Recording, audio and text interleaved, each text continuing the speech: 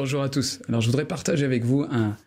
un sujet qui me tient à cœur et qui m'a marqué ces derniers temps avec un passage, celui de la lettre aux Éphésiens au chapitre 2, verset 4 au verset 10. J'ai apprécié vraiment la version de la Passion Translation, de nouveau de Brian Simmons, mais les versions de traduction française sont bonnes aussi. Mais il me semble qu'à travers ce passage, Paul et l'apôtre Paul rajoutent cette révélation tellement claire de l'évangile de Christ, qui est si simple et en même temps qui nous permet de nous garder dans la simplicité de Christ et surtout dans son œuvre parfaite qu'il a accomplie pour nous.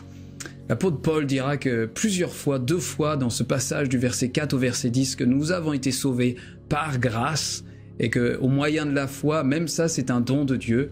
et que ça exclut toute vantardise de notre part, tous nos propres efforts, notre performance, mais que du début à la fin, Dieu cherche à rendre visible à travers notre vie l'infinie richesse de sa grâce et de sa bonté.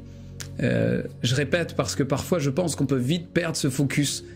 sur l'intention et le désir du Père, du Fils et du Saint-Esprit dans notre relation avec eux, c'est de rendre manifeste et visible à travers notre vie l'infinie richesse de sa grâce. Et ce passage exclut entièrement toute notre vantardise ou nos efforts que nous pouvons multiplier pour perfectionner ou pour améliorer ce que Jésus-Christ a fait une fois pour toutes pour nous de manière parfaite. Notre co-crucifixion, d'être aussi enseveli avec lui, d'être co-ressuscité avec lui et d'être co-assis avec lui dans les lieux célestes à la droite de Dieu. Mais il semble tellement important de comprendre que aussi vrai que nous n'avons pas besoin de travailler au perfectionnement, à l'amélioration de notre co-assise avec le Christ dans les lieux célestes, il est tout aussi inutile de croire et de penser que nous avons à travailler ou à améliorer notre co-crucifixion avec le Christ. Jésus, du début à la fin, nous a permis d'être participants d'une œuvre parfaite. Le don même de sa personne, le don même de Dieu qui, dans son amour si grand, va accomplir un salut si parfait. Et je crois que c'est tellement bon de se rappeler que Dieu veut manifester, veut rendre visible à travers nos vies l'infinie richesse, non pas de nos efforts, non pas de nos performances, non pas de combien on est super fort pour s'améliorer, mais l'infinie richesse de sa grâce, Et je crois que c'est tellement bon de se rappeler que l'apôtre Paul va nous dire que Dieu lui-même a préparé en avance de toute éternité les bonnes œuvres afin que nous marchions en elles. Même Dieu a prévu le moyen que nous marchions dans les bonnes œuvres qu'il a prévu d'avance sans qu'on ait besoin de se casser la tête, sans qu'on soit en train de se dire « Ah, mais comment je dois faire ça? Quelles sont les œuvres que Dieu a prévues pour moi ?» Non, si le Père les a préparés de toute éternité pour nous, c'est bien pour que nous puissions les pratiquer, marcher en elles d'une manière complètement, j'allais presque dire intuitive, complètement entrelacée dans notre vie au quotidien avec les choses très réjouissantes et les choses bien moins marrantes, parce que le Père, dans son infinie sagesse, a fait en sorte, préétabli, que ces bonnes œuvres en Christ que nous sommes appelés à remplir, à accomplir, à marcher en elles,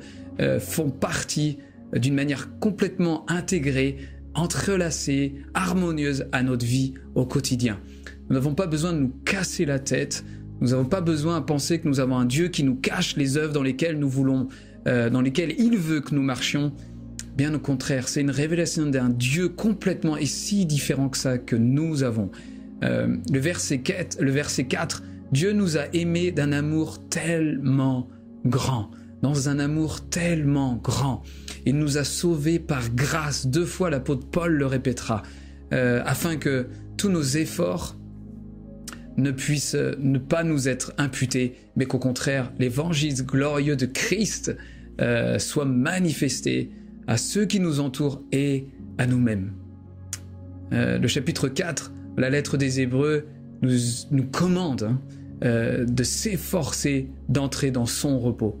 Et je crois que l'une des erreurs les plus basiques et les plus simples et plus faciles que nous pouvons faire est celle de glisser, de tomber de la grâce, comme dira Paul, et de dépasser ces limites de la simplicité de Christ à travers les perspectives et les facettes différentes de notre relation avec Dieu, que ce soit à travers l'engagement des réalités célestes, que ce soit ce qu'on peut appeler l'intériorité, cette expérience du Dieu qui demeure en nous, à travers le Père, le Fils et l'Esprit,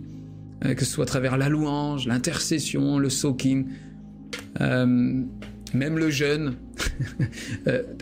à travers toutes ces manières d'alimenter, de nourrir notre relation avec lui et de découvrir de plus en plus l'œuvre parfaite de Christ,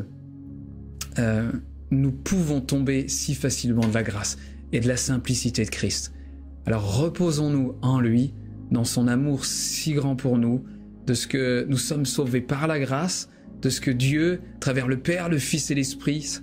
cherche continuellement à manifester l'infinie richesse de sa grâce. Voilà, je pense là, un résumé presque de l'évangile de Christ dans toute sa consistance à travers nos vies.